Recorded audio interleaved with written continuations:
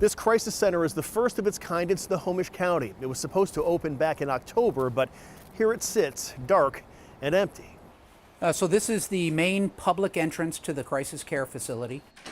Linwood Police Deputy Chief Chuck Steichen spent years as the project manager to make this much-needed crisis center a reality. These are people in crisis, largely people experiencing either behavioral health, substance abuse, or a commingling of the two issues.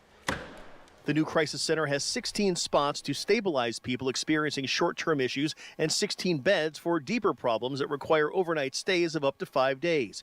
It's admittedly a Band-Aid to a much deeper problem, but a critical one nonetheless. They're desperately needed, at least in South Snohomish County, but honestly, this area. A funding issue between the company chosen to operate the facility and the state of Washington is keeping the doors from opening.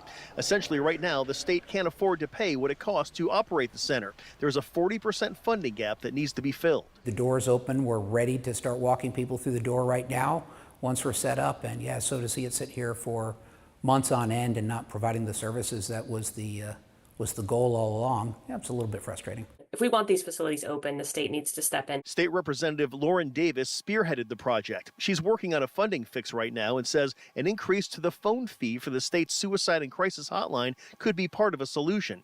But for the foreseeable future, the center will remain shuttered as those in need suffer.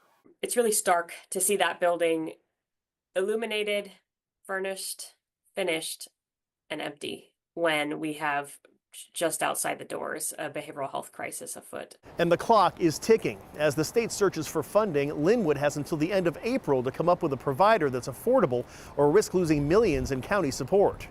In Linwood, Eric Wilkinson, King 5 News.